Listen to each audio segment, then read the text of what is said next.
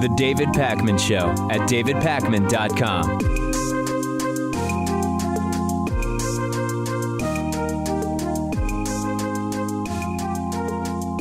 There's a new narrative that is surfacing within the Republican and Democratic primary situation that we find ourselves in today. And we're going to explore this in more detail with Bill Scher next week. There's yet another poll out which suggests that Hillary Clinton would absolutely crush Donald Trump in a hypothetical general election matchup. Now it's a Bloomberg Politics poll. Earlier in the week, I discussed a similar poll from Quinnipiac University. And the one released yesterday by Bloomberg says that Hillary Clinton leads Donald Trump 54-36 by nearly 20 points in a hypothetical contest between the two current delegate leaders in their respective primaries. Now, if you've been following elections for any reasonable period of time, you know that 54-36 has not been the margin for a very, very long time in a presidential election. Of course, that leaves 10% of the electorate out, who in this particular poll said they would support neither or weren't sure if they would support one or the other candidate. In a head-to-head matchup with Ted Cruz, Hillary Clinton still wins, according to this Bloomberg poll, 51-42. Only John Kasich defeats Hillary Clinton in a hypothetical matchup, with the survey finding that the Ohio Republican would defeat Hillary Clinton 47-43 in a hypothetical matchup. But again, that is only 90% of the electorate that would support one or the other based on the polling of Bloomberg released yesterday, 10% undecided or would support third-party candidates. A Fox News poll has also corroborated this, saying, yes, Hillary Clinton would defeat Donald Trump, but by a smaller margin, 49-38, rather than the nearly 20-point margin that the Bloomberg poll points out. So this particular poll didn't check into how Bernie Sanders would do against the hypothetical candidates. The Quinnipiac poll did, and it suggested that Bernie Sanders would also defeat Donald Trump handily, albeit not by quite as much as Hillary Clinton. So what do we do with this information, Lewis? These are very early polls. I think it would be very risky for Democrats to in any way rest on their laurels or sit back and assume it will be an easy victory.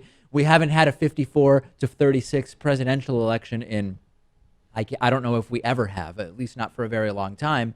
But the idea seems to be that Donald Trump's impact on the Republican Party, broadly speaking, has been so destructive, and his high unfavorability is such a problem that he would not stand a chance against Hillary Clinton if you believe this polling, if you find this polling to be trustworthy. We thought all along that Hillary or Bernie would do very, very well against Trump and probably beat Trump.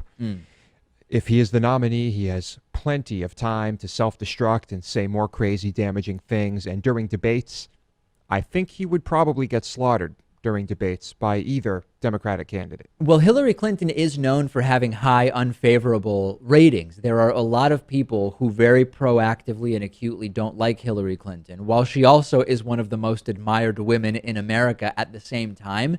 Donald Trump is having a growing unfavorability problem. His unfavorability is up 13 points from November.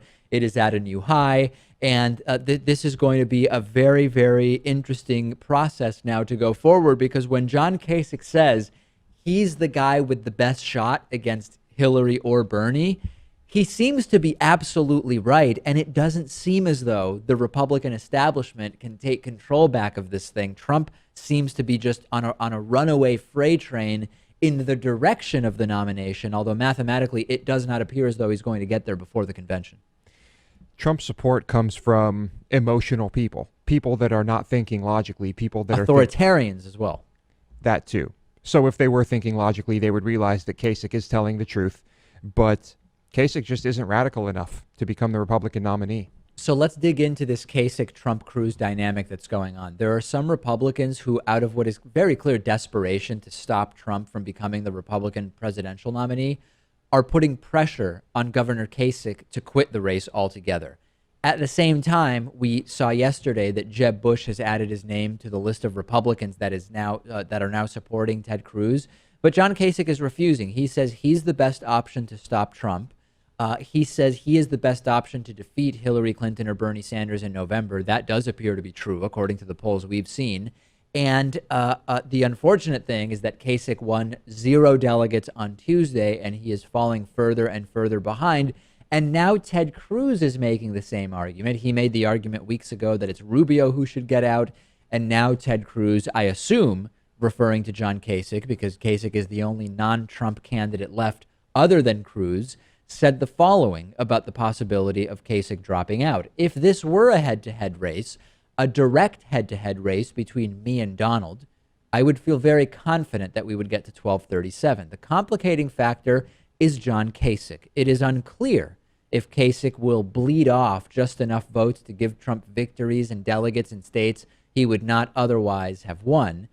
John Kasich, though, has a very different perspective on this, Lewis. John Kasich says that he actually needs to stay in order to stop Donald Trump. The exact opposite of what Ted Cruz said. Kasich saying, when we get to Pennsylvania, when we get to New Jersey, Connecticut, Rhode Island, let me tell you, I drop out, Donald Trump is absolutely going to be the nominee. I don't believe that Senator Cruz can come to the East and win. Again, Kasich is making sense. Donald Trump is doing very well in some of those Northeast states, and Kasich is going to do far better than Ted Cruz in those states. It really becomes a question of math now. I really couldn't care less about the Republican Party solving their party's implosion. What I care about is stopping any of these lunatics from winning in November. It's true that John Kasich getting out would put all of the non-Trump support behind Ted Cruz. If you get rid of the third candidate, the support is going to go to either of the two remaining candidates. That's true. And that might get Ted Cruz to 1237 delegates, but I don't think it's very likely. On the other hand, Kasich staying in could prevent anybody from getting to 1237 before the convention, Donald Trump included, and that could actually be the best scenario for Democrats as we've envisioned. Trump almost gets there, but he doesn't. Contested convention, chooses someone other than Trump to be the nominee. Trump feels he's been wrong. They haven't treated him well. He runs as a third-party candidate, and that, no question, leads to a Democratic victory in November. Mm-hmm. So I am of the mindset that Kasich should stay in. Right. I think that would be better. And he seems to think it's a good idea for different reasons. That's fine then.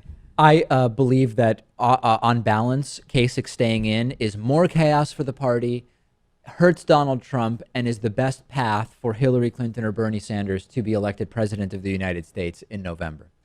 This is just absolutely ridiculous. Republican presidential candidate Donald Trump has agreed to release a list of 5 to 10 names of people that he would appoint to the Supreme Court if he were elected president. And the reason he's doing this is some conservatives have expressed concern that Trump would be a loose cannon with regard to wow, what a picture, with regard to Supreme Court nominations. So Trump has agreed to release this list. Now, here's the insane part. Trump revealed that he is getting this list from the Heritage Foundation and other think tanks. A right-wing lobby is giving Trump a list of people that he should preemptively commit to using to nominate future Supreme Court justices. Here's Trump explaining this. And, you know, a lot of people they're like a little bit worried about which judges. we're going to have a conservative, very good group of judges.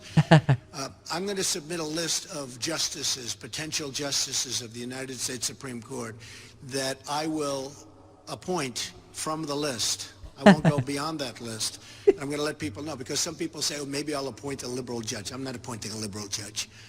But I'm going to have a list of 10. We're working on it already. Heritage Foundation and others are working on it already. And with, you know, some thoughts of mine, I've already named a couple of them. And I like that he clarifies that he's also going to have some thoughts on the list of people he'll commit himself to stay within for future Supreme Court nominations. He will have some involvement, lest you be confused, Lewis. Yeah, he's the one making sure that the Heritage Foundation is involved. Right. I couldn't pick justices. I wouldn't know where to start, right. But I could do some research. And if other people were doing that research for me, I wouldn't make it public. The Heritage Foundation opposes marriage equality. They defend discrimination against LGBT Americans. They have a long history of reversing their own stances on health policy when it's useful in opposing Obamacare. Their former chief economist is an ex-newspaper columnist and anti-tax activist. with no doctorate in economics whatsoever. And in 2013, Heritage released a widely criticized report claiming that immigration reform would cost over $6 trillion. And then one of the co-authors of that report resigned in embarrassment 4 days later when it turned out that his entire graduate dissertation was premised on the idea that Latinos were inherently less intelligent than white people. That is who Donald Trump is going to for a list of Supreme Court justices. Imagine if a Democratic candidate said, hey, you know what?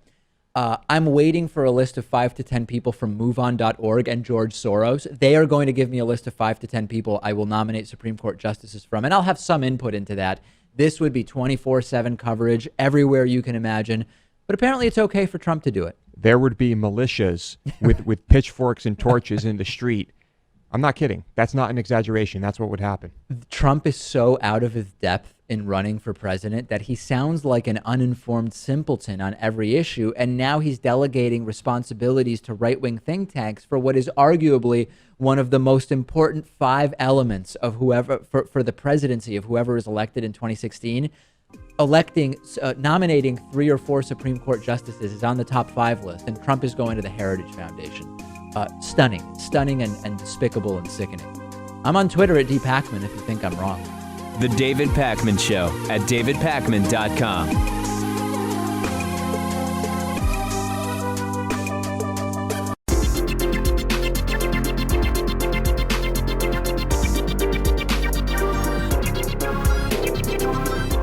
The David Pakman Show at davidpakman.com. Today's new member of the day, I am very, very pleased to announce, is the great Patrick Mason. Patrick, thank you so much for being a David Pakman Show member. You can join Patrick and get a membership at davidpakman.com/membership. And if you want to, if you need some additional incentive to vote with your dollars and support alternatives to corporate media, you can get a membership for 33% off and get a free David Pakman Show t-shirt. And be entered into our giveaway Monday that we're doing. We're giving away 5 $80 pairs of wireless Bluetooth headphones.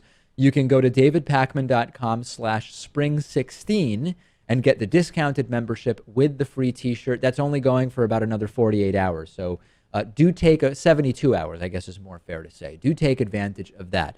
What a film recommendation I have for you today. As you know, Lewis, I love documentaries about North Korea. I've recommended a bunch of them. Here is one that is pretty new from late last year that is called The Propaganda Game. And this is a film about North Korea. It's directed by the great Spanish director Alvaro Longoria. And it contains a lot of the things we have grown to know and love about North Korean documentaries. But this one actually is more interesting to me because it focuses on a Spanish man who has basically pledged loyalty to North Korea. He works for North Korea. He lives in North Korea. It's the Spanish guy. And he just was so taken with everything about the North Korean Juche socialist mentality that he has moved to North Korea, and he seems to be completely indoctrinated by North Korean ideas. And the documentary, while it is partially about living in North Korea, a lot of it is about this guy, Alejandro, and it is everything you can imagine it to be when you think of a European individual who moves to North Korea to be a sympathizer and sort of propaganda mouthpiece. It's amazing. Everything North Korea is just totally captivating. Yeah, there's no doubt about it. This is called The Propaganda Game. If you've seen it, send me your thoughts about it. If you haven't seen it, I highly recommend checking it out. It's on Amazon. It is on Netflix. It's out there, and you can go to davidpakman.com/recommendations for a list of all past recommendations and this one. North Carolina has passed what appears to be the most anti-gay bill in a very, very long time. Now, you might hear me say that and say, wait a second, David. The Supreme Court over the summer bans on same-sex marriage, and you are absolutely right. The bill in North Carolina, which has been passed and signed by Republican Governor Pat McCrory, does not ban same-sex marriages at all. But what it does is prevent any anti-discrimination ordinances at the city or municipality level, which could, of course, and in many cases do, include protections based on sexual orientation and gender. The bill will void all local non-discrimination ordinances. They are banning bans on discrimination. The bill passed by a huge margin. A special session was called. There were only 30 minutes of public comment, and the thing overwhelmingly passed, 83 to 24. It went to the Senate, and the governor, Pat McCrory, has signed it, and it is absolutely insane. And it all appears to have been sort of catalyzed because state Republicans were furious that transgender citizens in North Carolina were allowed to use the public restroom that corresponded with their gender identity. They were so mad that they have now passed a bill which prevents any municipality or city or town or village from passing any of these public accommodation ordinances. Cities can no longer pass minimum wage ordinances. If the city wants to have a minimum wage that is higher than that of the state, they are no longer allowed to do so. This prevents cities and towns from doing what they determine to be best for their city or their town.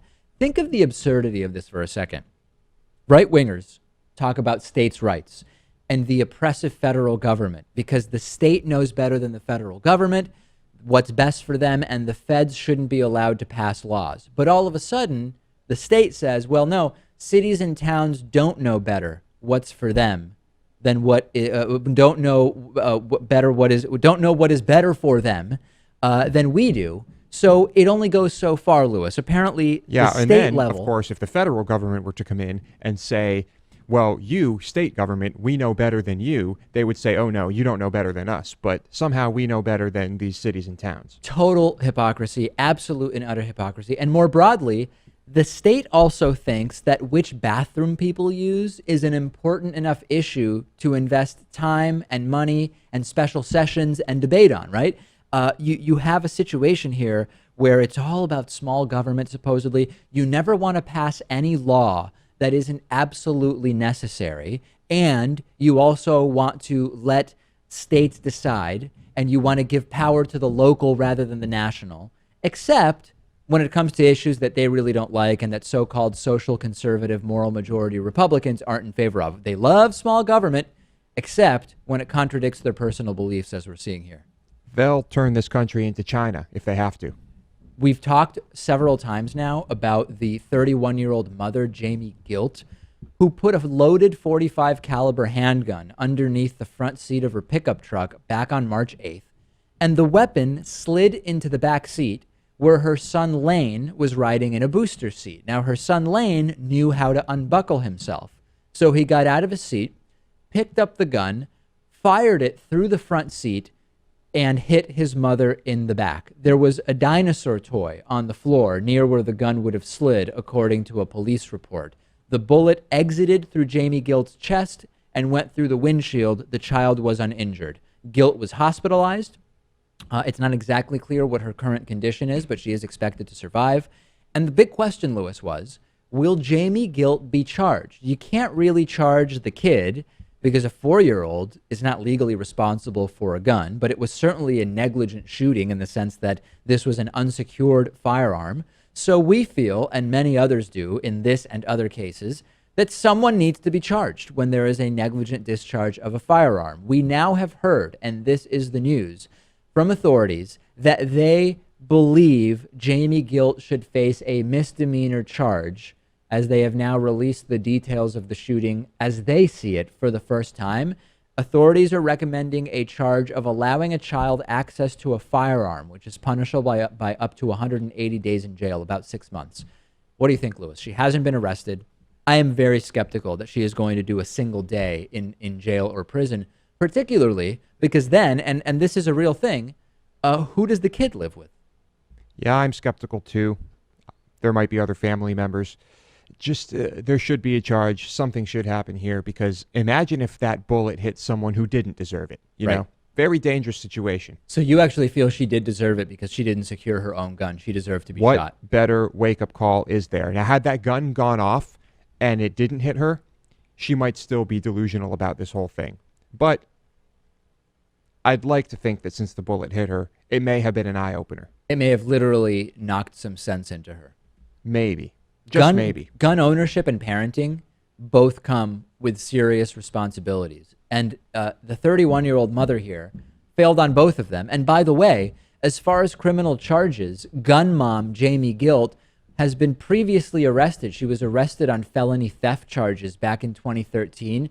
She was seen shoving 5 pairs of shorts into her purse in Jacksonville, Florida, but she did escape prosecution after completing a felony pretrial program. So not her first run-in with the law. And as I mentioned, authorities saying she should be charged. But think about it. First, the recommendation that she be charged needs to be heeded by the district attorney, and you need to get charges. Then you need to actually look at whether this even goes to trial. And more than likely, it would not go to trial. It would be pled out beforehand. And then if it goes to trial, you have to see if there is even a guilty conviction. And then if there is a guilty conviction, you have to go to sentencing and see if any judge is going to actually give her anything up to the 180 days she might be liable for, based on the very realistic consideration of this is a mother, and does this not do more harm to the son than whatever it is she would learn by being put in prison for 180 days? This is a very long path here that we're starting on. Yes, but we have to set some type of precedent. Then again, this is Florida, and we know that the legal system in Florida is a mess. When you were down there, I remember you lived very close to a gun store that was just in the same way that you might casually advertise, come in and pick up some empanadas for your party. It was come in and grab your guns. Did you hear, or was there discussion of just bizarre or unusual things happening with firearms? You mean other than shootings happening in the area all the time? Other than that, yeah. Other than that, no. Always shootings and people getting shot and killed in Central Florida. Discuss this with us on our Reddit discussion forum, davidpakman.com/Reddit. That's REDDIT.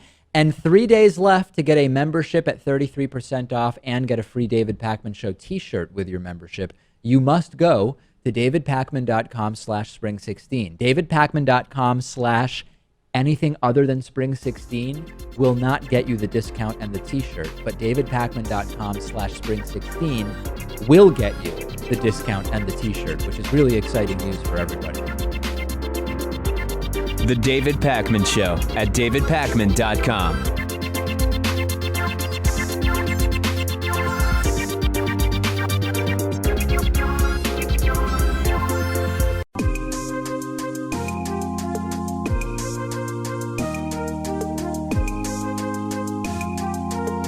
Welcome back to the David Pakman Show.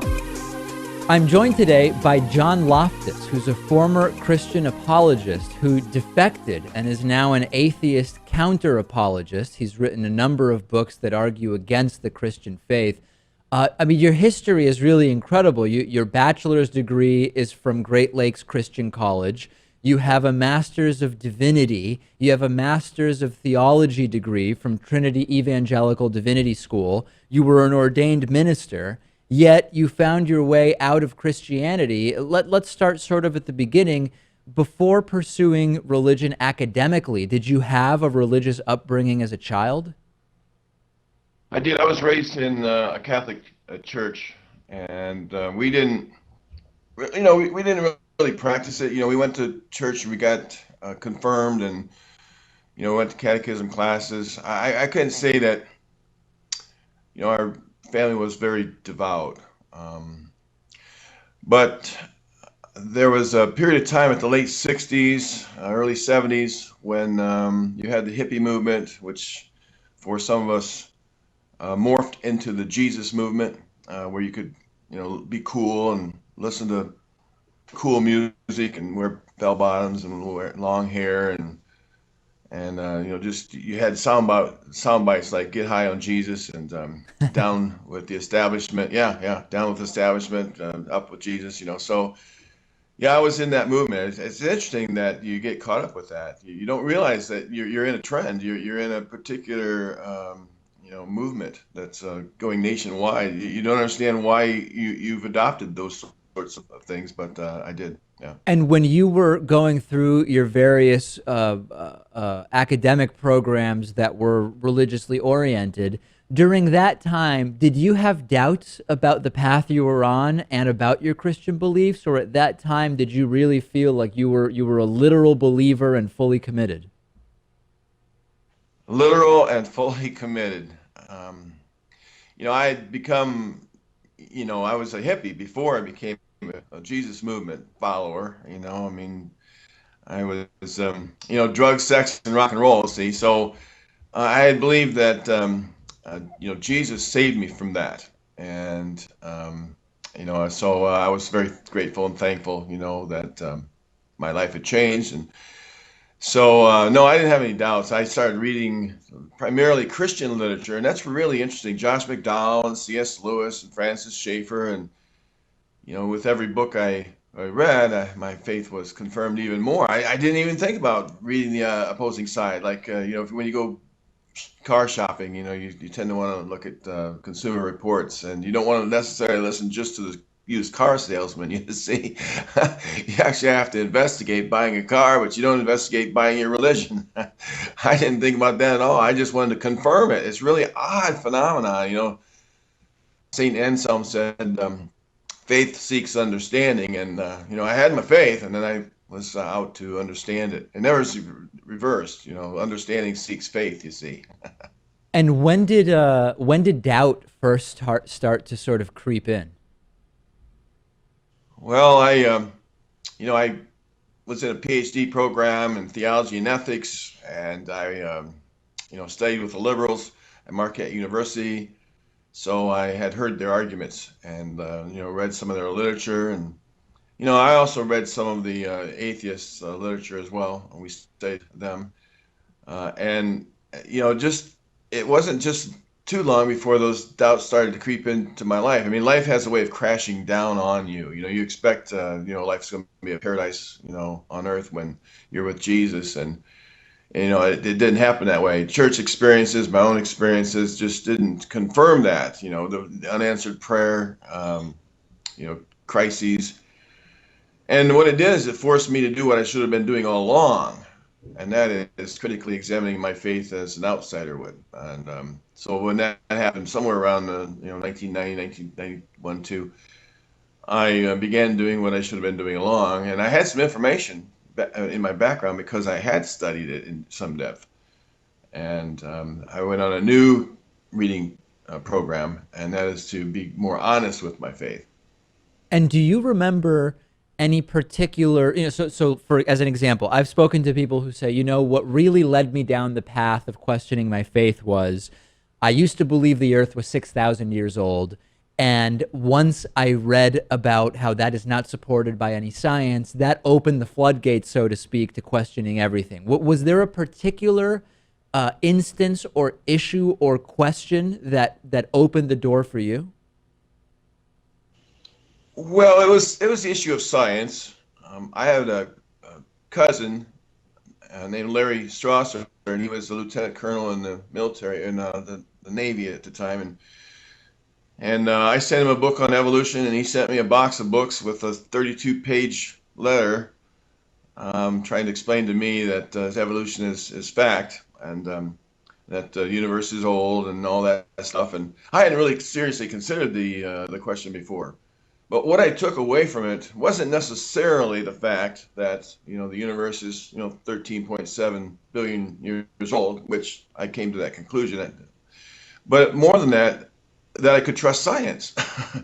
The most important thing that came from that, right about 1990, was that I could trust science over my ancient, superstitious, goat herder, Bronze Age writings who knew nothing about science. And that opened the floodgates for me. I started thinking like a scientist. I adopted David Hume's principle that we should proportion our belief, to the evidence.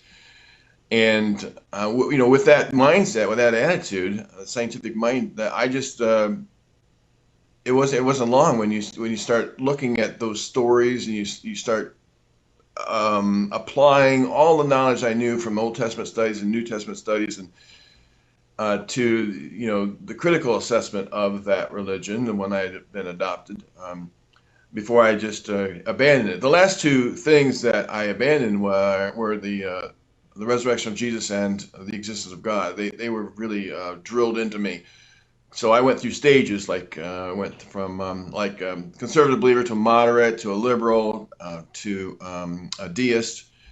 And then I embraced existentialism, just faithism, if you will, and then I became an agnostic, and then finally, an atheist. When you were an ordained Christian minister, were there times that you recall where, based on your beliefs at the time, you convinced others who came to you about things that you no longer believe now? And if so, how does that sort of feel when you think back to it today? Well, I did. There are several people in the ministry today because of me, and they will attribute their ministry to me even now. They don't like it. And several people, yeah. And several people are baptized, and they want to know, do we need rebaptized? I don't know. I don't care. How does it make me feel? I mean, it's just life, I hope they're not angry with me when they decide it's a delusion, but they seem to be happy enough, and I certainly am. It's better over here. Why do you think that there are some who have focused on you specifically as someone to be sort of debunked in your coming to lack of belief? I mean, there's at least one blog which seems to just exist to debunk stuff that you say. I mean, why you? How did you get on the radar of people as someone to be debunked? Well, that's because my site is called Debunking Christianity. And that's probably some of it. I've written and edited about 8 books so far. By the end of this year, I will have published 10. I studied under William Lane Craig at Trinity Evangelical Divinity School, and I suppose people don't like it, when someone who is a student of one of their fair-haired boys who disagrees and does so much to dismantle, what he's trying to do.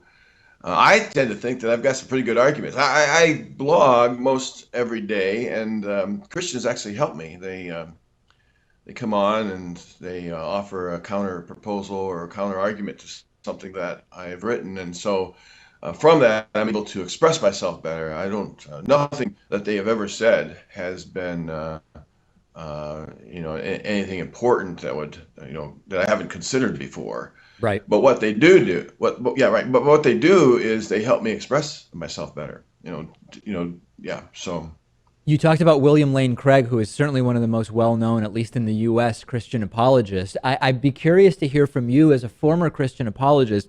Many people we speak to say, it's really difficult to have any kind of, to make any kind of progress if you are a non-believer and you're sort of debating or arguing a Christian apologist, particularly one who's sort of as articulate as William Lane Craig is. Having been on both sides of these debates and arguments, what do you find to be, from a practical standpoint, the most effective tactic or angle to take when debating or speaking with a Christian apologist?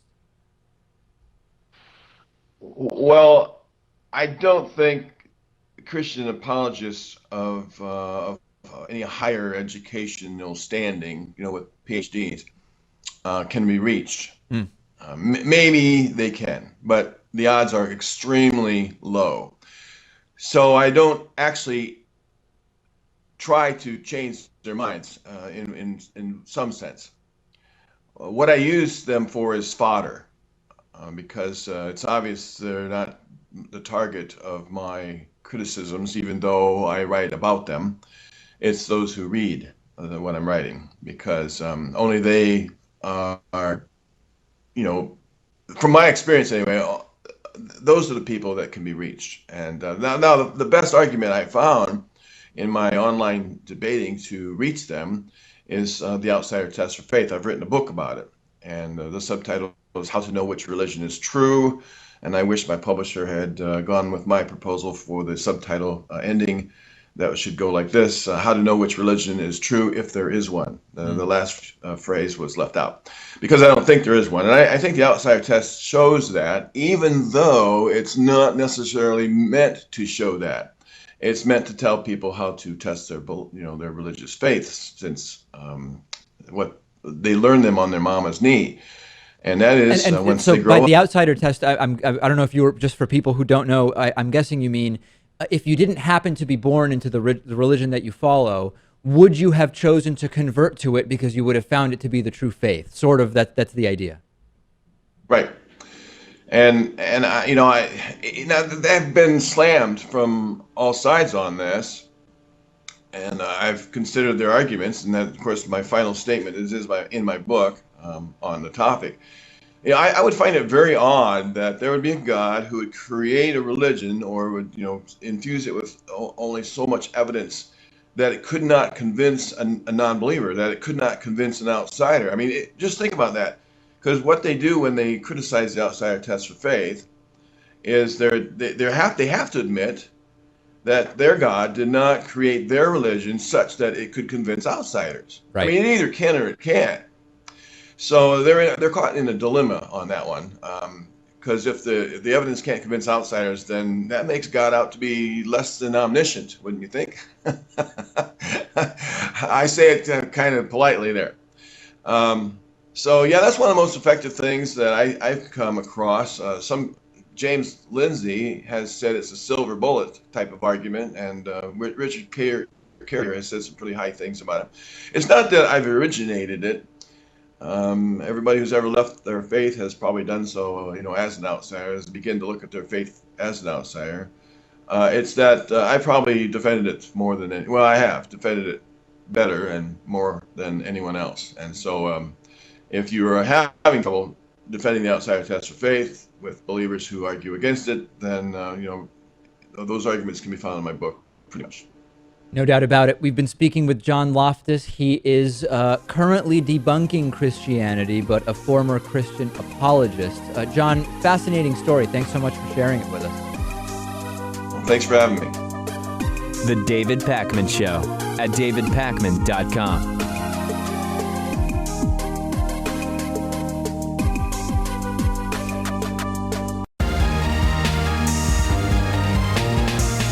The David Pakman Show at davidpakman.com. We've been talking about American football and CTE, chronic traumatic encephalopathy, and the brain injury that is now abundantly clear is connected to football and has been seen in football players as young as high school aged. We haven't so much touched the connection between MMA, mixed martial arts, and specifically UFC, which is a specific MMA league that is incredibly profitable and popular, particularly here in the United States. I'm not into MMA at all, Lewis, but there's been this idea over the last few years that MMA is not as bad as boxing for the brain because it's all about grappling and holds and whatever. And while there are some shots to the head that can take place, sometimes 30 or 40 repeated jabs to the head, as I've seen in some fights, that it's not as bad as boxing, right? That generally it's better for the brain. And a lot of fans say that as well, but it turns out that this is not true on a number of levels. Number one, the dynamics of MMA over the last few years have changed significantly in favor of striking over grappling. There have been rule changes and scoring changes which have been introduced to favor strikers rather than the grapplers. This includes stand-ups when the action slows down on the ground, which takes away a potential grappling scenario and reintroduces a more likely striking scenario. We've talked about judges giving more weight to strikes than to takedowns and ground control. A number of these different changes have been made, Lewis. And now there are a number of reports about medical experts saying that there doesn't appear to be a real difference when we look at CTE in football players or brain injury in boxers. MMA athletes seem to be at the same level of risk. And I mean, this is not a surprise to me, Lewis, but it certainly runs counter to what has been repeated many times by both fans and people involved with MMA and UFC. Yeah, could a fight end without one punch or kick landing on someone's face or head? Sure. Yes, it could. That used to be more common. And as I've watched recently, I don't watch that much, but yes, there is far more striking. Of course, this is going to be just as damaging. I would put boxing, MMA, and football all in the same category, risk category for CTE and brain damage. Vincent McInerney of St. Joseph's Regional Medical Center has said, quote, "I'm stunned that they've been allowed to do this. This is absolutely barbaric. It's like bare knuckles fighting again, and they're using elbows and knees. This is crazy beyond belief." And one recent study which suggests that MMA injuries tend to be more trivial than boxing injuries is being cited as proof that MMA is safer. But the results were gathered immediately after matches. How much damage was done that could be measured right after an MMA match compared to boxing? We're talking about cumulative and persistent brain injury that develops over time. You're not going to get good data by just looking at injuries immediately after a match. And this is a relatively new sport. And so we're not going to see the former fighters. We're not going to have autopsy results. We're not going to be able to take a look at their brains, which is what you need to do to discover CTE. So that information, we might have to wait quite a while. Not to mention that in boxing, there's at least a clear, unless someone is clearly breaking the rules, when there is a knockdown, there's no more punches thrown. It's understood that now the fight stops until that individual gets up and the referee says we're going to keep going. In MMA, when one player falls, that's when the punches start raining, and there can be several punches that connect even when the recipient is completely out cold, and the damage that those punches can do is insane when we talk about brain injury, and that is a very different setup than boxing, which can be far more damaging to the brain. Yeah, an MMA fight never stops at a knockdown. It stops at a knockout. And usually, a knockout when the referee manages to get the puncher off of the punchee. Yes. Usually there are a few more hits that land before the ref stops the fight. Yeah. Yeah, that's how it goes. Huge question around driverless vehicles is, if the actions of the driverless car are determined to be the cause of the accident, who is at fault, right? Who is responsible? Is it the owner or passenger of the car? Well, they might not have been driving and they didn't build the car. They didn't program the car. They didn't tell the car what to do. So what about the company that made the car? Well, what if the company says it was this particular, whoa, sorry, I punched my mic. That was probably not good for our radio audience. What if this one particular component is really responsible for this crash? Volvo is now saying they will accept full liability for accidents involving their driverless cars. This, along with recent statements from Google, have opened the door to the idea of the manufacturers or the programmers taking responsibility. And Volvo says this is all to try to expedite regulation in the US. They say in part because of different laws in different states, that there's this crazy patchwork that is holding back the development of the autonomous vehicle industry. And in a speech in Washington, D.C., Volvo Cars president Hakan Samuelson said that the U.S. is the most progressive country in the world in autonomous driving, but that the rules are really going to start holding back the development here, and that you really need federal guidelines here. Now, on the one hand, you could see this and say, oh, wow, Volvo is really going forward here, and they are saying we will absolutely take responsibility here. The problem is that Volvo has also made more specific, according to what they told the BBC. Yes, they're willing and ready to accept full responsibility if the reason for the accident is a flaw in the design of the vehicle. And as you can imagine, Lewis, flaws in design are far different than acute instances of failure of some kind. Right. So my thoughts are that while this is a brilliant way to get through all the red tape, yeah, and it is, I see that Volvo is not being 100% honest with that statement. Imagine that other companies do this. Let's say Google does this, right, as a way to just cut through the red tape and get these things on the streets. Now you have a situation where someone who is driving near one of these cars says, oh, this car has been having some issues lately. I'm insured. Maybe I'll just drive into this driverless car. Well, then the driverless car wouldn't be at fault. But if the point is here that any accident involved in a driverless car, the manufacturer will accept responsibility for that. If that vehicle is determined to have been at fault, though. If the driverless car gets hit, they're not at fault. It doesn't even come up. It's not an issue. It might be hard to determine. Sure, there might be some circumstances where it could be difficult to determine. Meanwhile, development continues to move forward. Tesla has already released their autopilot-capable vehicle, which we can't really call autonomous because fully autonomous vehicles aren't allowed and the driver does need to be sitting and able to take control of the vehicle at any time, Tesla founder Elon Musk has predicted that his firm will have approval for its automated vehicles as early as 2019. I believe that seems very reasonable. And by 2018, a number of companies are going to have effectively autonomous vehicles. It's an interesting time. I look forward to seeing those. Not driving one yet, though. Well, I wouldn't be driving. I'd be sitting in it. And in the interest of full disclosure, I am a shareholder of Tesla. Always, now that I've opened the door in that segment when I was asked about conflicts of interest, I should mention that every time, right? Just in case. So we can have clarity this evening. I absolutely want clarity this evening.